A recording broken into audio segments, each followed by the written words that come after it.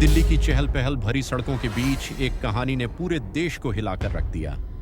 यह कहानी है प्यार, शक और एक भयावह अपराध की, जिसे तंदूर कांड के नाम से जाना जाता है। साल 1995, दिल्ली।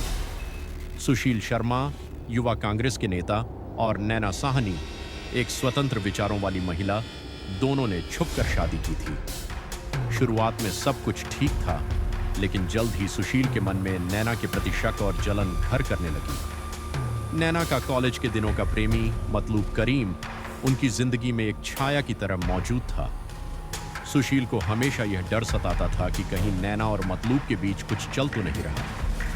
एक दिन जब सुशील ने नैना को फोन पर बात करते देखा तो शक और बढ़ गया। उसने फोन का रीडियल बटन दबाया और दूसरी तरफ मतलूब की आवाज सुनाई दी। गुस्से से आग बबूला होकर सुशील ने नैना से झगड़ा किया और गुस्से में अपनी लाइसेंस वाली रिवॉल्वर से 3 गोलियां चलाईं। 2 गोलियां नैना को लगीं और वह वहीं ढेर हो गई। हत्या के बाद सुशील ने नैना के शव को प्लास्टिक में लपेटा और अपनी कार में रखकर बघिया रेस्टोरेंट पहुंचा। यह रेस्टोरेंट अशोक यात्री निवास में स्थित था और सुशील का वहां आना जाना था।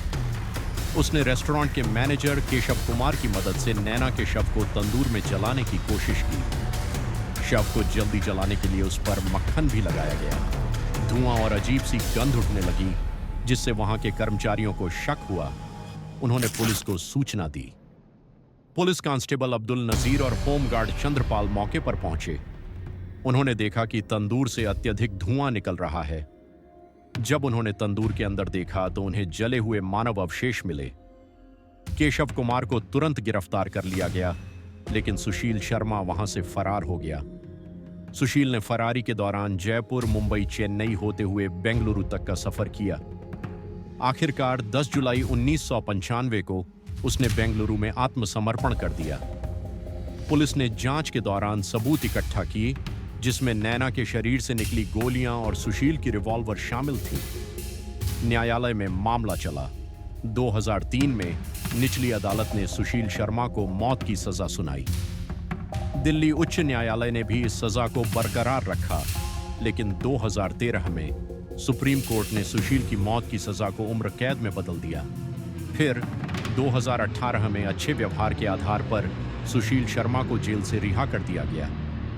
रिहाई के बाद उन्होंने अपने वृद्ध माता पिता की देखभाल करने की इच्छा जताई, जिन्होंने उनके कारावास के दौरान कठिनाइयां झेली थीं। उन्होंने यह भी कहा कि वे विवाहित जोड़ों की काउंसलिंग करना चाहते हैं, ताकि वे वैवाहिक जीवन की चुनौतियों के लिए तैयार हो सकें। जेल में बिताए समय के दौरान सुशील ने धार्मिक ग्रंथों का अध्ययन किया और कंप्यूटर कौशल सीखा। उन्होंने जेल में कैदियों को कंप्यूटर सिखाने में भी योगदान दिया। हालांकि 2018 के बाद से उनके बारे में सार्वजनिक रूप से कोई नई जानकारी उपलब्ध नहीं है, इसलिए वर्तमान में वे कहां हैं और क्या कर रहे हैं, इस बारे में कोई पुष्टि नहीं है। हमारा मकसद आपको डराना नहीं, सिर्फ सतर्क करना है। तो जुड़े रहिए क्राइम फाइल्स, पुराने पन्ने, काले राज के साथ। चैनल सब्सक्राइब करें और उन खतरों को जानिए जिन्हें जानना आपके लिए बहुत जरूरी है। हर रविवार सुबह 9 बजे हम खोलते हैं एक नई क्राइम फाइल। अगले हफ्ते खुलेगी एक और फाइल, जेसिका लाल मर्डर केस 1999। एक गोली जिसने पूरे देश को हिला दिया।